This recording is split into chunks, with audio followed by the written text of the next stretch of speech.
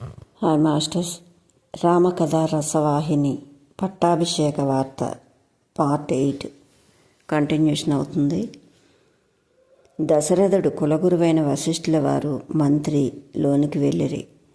దశరథ మహారాజు కొలువు కూటమును శ్రీరామునికి రప్పించి పట్టాభిషేకమునకు సంబంధించిన సర్వ పద్ధతులు వివరంగా తెలిపి రేపటి సూర్యోదయమునకు సిద్ధంగా ఉండవలసిన విధానం తెలిపి అందుకు తగిన ఏర్పాటు చేయు వారిని పిలిపించి రామునికి అప్పచెప్పాను. ఈ వార్త విన్న లక్ష్మణుడు పరమానందంతో పరిగెత్తుకొని పోయి కౌసల్యాదేవికి తెలిపాను. ఆమె పట్టరాని ఆనందంతో రాముని రాకకై నిరీక్షించుచుండెను. కాలం తక్కువైనను అతి శీఘ్రంలోనే ఈ వార్త నగరమంతయు పాకెను. చుట్టుపక్కల రాజ్యములకు గ్రామములకు అతి త్వరగా వ్యాప్తి చెందెను. గ్రామముల నుండి పరిగెడుచూ వచ్చు జనసంఖ్య మితిమీరెను. ఇవన్నీ వింటున్న రామచంద్రునకు ఏమీ తోచక నోట మాట రాక ఆనందము మౌనం వెలిబుచ్చెను. రాముని చూసి దశరథుడు, నాయనా, పట్టాభిషేకముకున్న ఆనందము నీలో ఏమాత్రం కనిపించుకున్నందుకు కారణమేమి? నీవు యువరాజు అగుట ఇష్టం లేదా? లేక రాజ్యభారం ఈనాటి నుండియే నీ తలపై పెట్టదలిచితిమని ఒక విధమైన భయమా?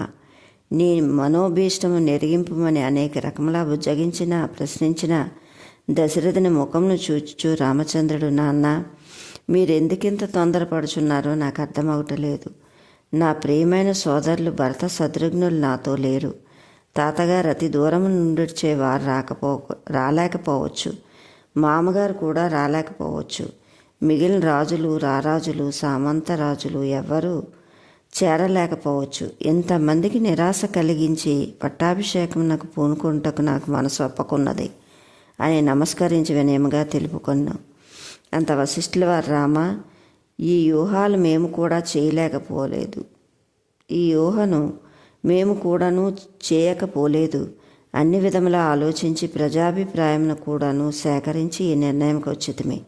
నీవొక ఎట్టు అడ్డును చెప్పక మహారాజు యొక్క మనోభీష్టమును శిరసావహింపుము. అభిషేకం రేపే జరగవలను. ఈనాటి నుండియే నీవు నియమమును పాటించవలను. రాత్రికి సీతా సమేతంగా ఉపవాసం చేయవలసి ఉండును. తెల్లవారగానే అభ్యంగ స్నానం ఆచరించి లేత పసుపు రంగు వస్త్రములు ధరించవలను. సూర్యోదయంకే పుష్యమి నక్షత్రమునకు పట్టాభిషేకం పూర్తి కావలను. కాన నీవిక బదులు చెప్పక నీ వసతికి వెళ్ళి రమ్ము అని ఆజ్ఞ ఇచ్చిన వెంటనే రాముడు తండ్రికి గురువుకి నమస్కరించి మారు మాట్లాడక సుమంతునితో కలిసి వసతికి వెళ్ళి సీతకి వార్త చెప్పి అక్కడి నుండి తల్లి కౌసల్య భవనమునకు వెళ్ళి తల్లికి నమస్కరించాను. తల్లి పట్టలేని ఆనందంతో కుమారుని ముద్దాడి అనేక గోవులను సర్వాలంకరణతో సిద్ధంగా గావించి ఉంచిన వాటిని బ్రాహ్మణునికి ఇప్పించి ఇంకా అనేక విధముల కుమారుడు చేత దానములు చేయించెను. సుమిత్ర లక్ష్మణ సమేతంగా కౌసల్య రాముని తన సరసన కూర్చుండబెట్టుకొని ఒకవైపు ఆనంద బాష్పములు తడుపుకొనుచు, నాయన, ఈ శుభ సమయమున ఎప్పుడు చూతునా నా చిరకాల వాంఛనేటికి పూర్తయినది. నేను ధన్యురాలను. నా బంగారు బిడ్డ, రేపటి నుంచి నీవు యువరాజు చిరకాలము జీవించు. ప్రజాక్షేమమును దృష్టి అందుంచుకొని సక్రమ పాలన సాగించి సత్కీర్తిని ఆర్జించి మన పూర్వీకుల ఘనతను నిలబెట్టుము. నీ తండ్రి గారి కంటే గొప్ప పేరును పొందుము. ఆనాడే నా జన్మ ధన్యం కాగలదు. నా వ్రతములు, ఉపవాసములు సఫలం కాగలవు అని తల నిమురుచు అనేక విధములుగా ఆశీర్వదించుచు బోధించుచు చెప్పిన మాటను రాముడు అతి శ్రద్ధగా వింటూ తమ్ముడైన లక్ష్మణ్ చూసి చిరునవ్వులు చిందులు దొక్కుచు, తమ్ముడా, నిన్ను ఏ రాజ్యలక్ష్మి వరించినదో తెలుపగలవా అని కొంటె ప్రశ్న వేయగానే లక్ష్మణుడు పట్టరాని ఆనందంతో, అన్నా, నాకు ఏ రాజ్యలక్ష్మి అక్కర్లేదు. నీ రాజ్యమునందే నీ ఆదేశానుసారం పరిపాలనా బాధ్యత చేయగలను. అంతేయే చాలును అని అన్నకు నమస్కరించగానే రాముడు, లక్ష్మణ, నీవు నా రెండవ ప్రాణం కనుక అర్ధరాజ్య భారం నీది. నాతో పాటు సర్వాలంకృతుడు కమ్ము. నా బాధ్యతలను, నా భోగభాగ్యములన్నిటియందు నీకు అర్ధభాగం అధికారంగా ఉన్నది. నేనేమి అనుభవించినను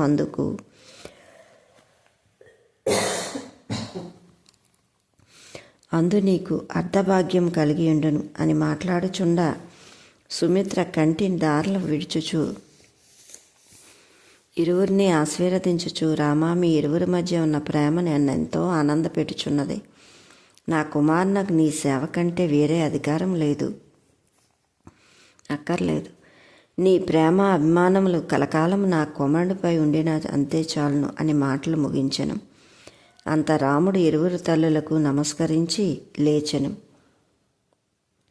అతనితో పాటు లక్ష్మణుడు కూడా లేచి అన్నతో పాటు రామ వసతికి వెళ్ళాను. ఆ రాత్రి గురువుగారు చెప్పినట్ల ఉపవాస వ్రతములు ప్రారంభించిరి. ఆ రాత్రికి దర్భాసనపై శయనించిరి. తెల్లవారుచుండెను. అక్కడ చూసినను మంగళ వాయిద్యములు, బ్రాహ్మణోత్తములు వేదఘోష ప్రతిధ్వనించుచుండెను. రామునకు సీతకు అభ్యంగ స్నానం చేయించుటకే సరయూ నదికి పవిత్ర జలమును బంగారు బిందెతో తెచ్చి పరివారం సంసిద్ధంగా ఉండిరి. స్వస్తి వాచకములు చెవులకు గొలుపజొచ్చెను.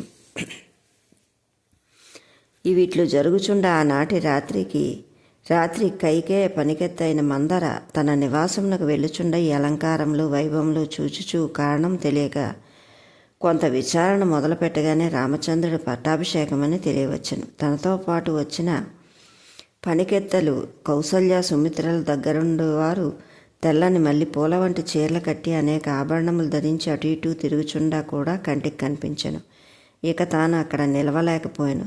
తన ఒంటిపై జర్రెలు పాకినట్టుండి తేళ్లు కుట్టినట్టు బాధపడింది. నేరుగా పరిగెత్తుకుని వచ్చి కైకేయీదేవి మందిరమునకు హుటాహుటిన పోయినది. అప్పటికే కైకేయి తన శయ్యామందిరమును వెళ్ళి ఉండుట చూచి తలుపు చెంతకు వెళ్ళి తీక్షణ స్వరంతో, అమ్మా, తలుపు తెరుము, అత్యంత అవసరమైన విషయం, నీ జీవితమే నాశనవుచున్నది, భూకంపం చెలరేగినది అని మాటలపై మాట వ్యవధలేక మాట్లాడుచు మందర స్వరం విని తక్షణమే కైకేయి తలుపు తీసి, ఏమిటా తొందర, ఏమి కూలిపోయినది, ఎందుకింత విచారమునున్నావని చిరాకుగా అడిగాను. అంత మందర కూలిపోయినదా? నాదేమీ కాలిపోలేదు. నీ జీవితమే కూలిపోవచ్చున్నది. వెర్రిరాణిపై జీవించవలసి వచ్చుచున్నది. వెర్రిరాణిపై జీవించవలసి వస్తుందని అనేక రకముల ఆరాటం చేయుచు కంటికి దారులు కాచుచూ విలపించెను. కైకేయికి ఏమీ తోచలేదు. మహారాజు రామలక్ష్మణ కౌసల్య సుమిత్రాదులు క్షేమమే కదా, వాళ్ళు క్షేమంగా ఉండినా ఇక ఏమై ఉండును? నాకు ఎట్టి విచారము లేదు. వాళ్ళకేమైనా ప్రమాదం వాటిల్నదా? మందరా, త్వరగా తెలుపుమని తల పట్టుకొని గెడ్డము పట్టి బ్రతిమలాడాను. అంత మందర, వాళ్ళకి ఎట్టుకీడు లేదు. నీ కుమారుడు గొంతుకోయ సంకల్పించినారని బోర్ని ఏడ్చాను. అందుకు కైక, మందరా, నీవు పొరపడుచున్న మహారాజు కానీ రామలక్ష్మణులు కానీ నా అక్కయ్యలైన కౌసల్య సుమిత్రాదులు కానీ అట్టి వాళ్ళు కారు. నా కుమారుని తన కుమారుల కంటే అధికముగా ప్రేమింతుడు. ఇది నీ బుద్ధి దోషం తప్ప సత్యం కాదు. ఇంతకు విషయం ఏమిటో వివరించమని అడిగాను. విషయమా, రేపటి తెల్లవారి సూర్యోదయం సమయమున శ్రీరామచంద్రుని పట్టాభిషేకమట. పట్టపురాణి పట్టపగ్గము లేక అత్యంత ఆనందంతో తమ దాసీలకు పట్టు పీతాంబరములు ఆభరణములు పంచిపెట్టుచున్నది. రాముని చేత గోవులను సువర్ణములు దానం చేయించుచున్నది. ఇటు జరుపుకుంటూ నిన్నిట్లు అలక్ష్యం విడిచిపెట్టేట నేను భరించలేను, సహించలేను. నీవింకా తెలుసుకునలేకపోతున్నావు. భర్తకు ఆయుష్రాలు అయిపోయితివి. నా అంతటి భాగ్యవంతురాలు లేదని నీవు విరవీగుచున్నావు. కానీ నిజముగా నీ అంతటి దురదృష్టవంతురాలు లేదని చెప్పవచ్చు. నీ భాగ్యం ఎండాకాలం ఏటి నీళ్ళ వలె అడుగింటిపోవచ్చున్నది. నీవు పతికి సవతులకు పనికిరాని దానివి అయిపోతువి. ఇంకా కొంతకాలంలోనే నిన్ను ఒక దాసీ వలె వినియోగింతురు. అట్టి దుస్థితి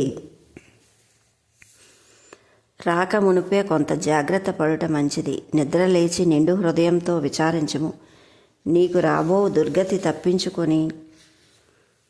తప్పించుకొను ఉపాయం ఆలోచించుము. రాముడే యువరాజైనా ఇక రాజ్యం మరింత కౌసల్య హస్తమున నిలవగలదు అందరితో పాటు నీవు ఆమె హస్తగతమై ఆమె ఆడించినట్లు ఆడవలసి వచ్చును అని మందర దొంగ ఏడుపులు ప్రదర్శించి మహా ఉపకార వలె నటించెను. మందరను చూసి కైక, మందరా, నీకేమైనా మతి చెడినదా? రామచంద్రుడు యువరాజు కావటం రాజ్యమునకే మంగళం. ఇట్టి ఆనందవార్తను అందించినందుకు ఇదిగో నా కంఠహారం నీకు బహుకరింతును, సంతసింపుము. రామచంద్రుడు రాజు కావటం తన తల్లి అయిన కౌసల్య కంటేను నాకే అమితమైన ఆనందం. రామచంద్రుడు కూడా తన తల్లి కంటే నన్నే అమితముగా ప్రేమించును, గౌరవించును. అట్టి మహాగుణశాలిపై నీవిట్టి అపవాదు కల్పించుట నేను వినజాలను. నీకు మతి చెడినట్లున్నది అని మందరను కైకేయ మందలించెను. మందర మరింత ఆర్భాటం చేయొచ్చు, రాణి, నాకు కాదు మతి చెడుట నీకే.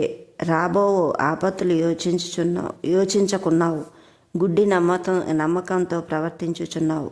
నేను నీ క్షేమ గౌరవములను కోరియే ఇంత బాధపడవలసి వచ్చెను. వారందరూ వట్టి నాటకములాడుచున్నారు. నీవన్నయే ఏమాత్రం గౌరవం లేదు. మహారాజునకు పట్టపు రాణిపై తప్ప అన్య రాణులపై అంత ప్రేమ లేదు. సమయస్ఫూర్తిగా నిన్ను తృప్తిపరచుటకే ఇచ్చటకు మాట్లాడుచున్నారే కానీ నిజంగా నీపై ప్రేమ లేదు. నిజంగా నీవన్న వారిలో గౌరవ ప్రేమలై ఉండిన రామ పట్టాభిషేకం అనేక విషయములు నీకేమాత్రమైనా ఎన్నడైనా తెలిపిరా.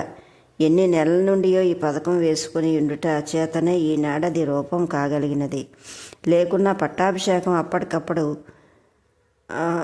అప్పటికప్పుడు ఉట్టిపడినది కాదు కదా. ఇదంతా కౌసల్యాదేవి పన్నాగమే అనెను. అంత కైకచి మందర అక్కగారి కట్టి తలంపు ఏనాడు నాకు రాదు. నేను నమ్మను. మహారాజు అంతకంటే మంచివారు. వారిలో ఇట్టి కుచ్చితపు బుద్ధులు మచ్చుకైనా లేవు. ఏదో కారణం లేక అప్పటికప్పుడు ఆ కార్యం నిర్ణయం చేసి ఉండురు. రామ కళ్యాణం ఎన్ని నెలల ప్రయత్నం అప్పటికప్పుడే నిర్ణయం నట్లే రామ పట్టాభిషేకం కూడా నిర్ణయమై ఉండును. దీనికి కారణం మహారాజు గారే తెలుపుదురు. నీవు విషయమును తెలుసుకొనక వికారభావంతో పవిత్ర హృదయమును శంకించుచున్నావు. కొన్ని నిమిషములలో విషయం తెలుపగలరు అని మందరను మందలించెను. మందర తన పన్నాగం పూర్తిగా విఫలమవుటచే తను భయపడి శృతిమించు స్థితి దిగి, తల్లి, నీవు లోతుగా ఆలోచించు. నేను బయట నుంచి అనేక విషయములు విన్నాను. అసలు ఈ పట్టాభిషేకం కొన్ని నెలల పూర్వమే నిర్ణయించుకున్నారు. అందుకనే భర్త శత్రుఘ్నులు బయటకు పంపినారు. వారుండిన కొన్ని ఇబ్బందులు కలుగునేమోనని భయం. దానికి అనేక ఆధారములు కూడా లేకపోలేదు. కాకుండా భర్త శత్రుఘ్నులు లేని సమయమున ఈ పట్టాభిషేకం ఏంటి? ఇంత మాత్రమైనా నీవు యోచించుకొనలేకపోతివా? పూర్వం నిన్ను వివాహమాడు సమయమున నీకు జన్మించిన పుత్రునికే పట్టాభిషేకం చేతునన్న దశరథుని వాగ్దానము నీవు మరచినావు. నేను మరువను. భరతుడు ఇప్పట్లో ఇక్కడున్న దాని విషయం కొంత విచారణలోకి వచ్చునేమో అన్న భయంతో భరతుని తాతగారి దగ్గరికి పంపడమైంది. పట్టాభిషేకం జరిగిన తర్వాత ఎవరూ ఏమీ చేయలేరు కదా. ఆ యుక్తితో ఇంత గుట్టుగా పెట్టి నీకు సైతం తెలుపక చేటులో ఉన్న అంతరార్థమేమియో నీవు యోచించుకొనలేకపోచున్నావు. తెల్లనివన్నీ పాలే అన్న స్థితిలో ఉన్నావు. అంత వివేకరాలు అవుచున్నావు. రాముడు అని రమించుచున్నావు. పోనీ అంత ప్రీతిగానున్న రాముడు అయినను నీకు తెలిపెనా అనెను. Okay masters, like, share, subscribe. Thank you.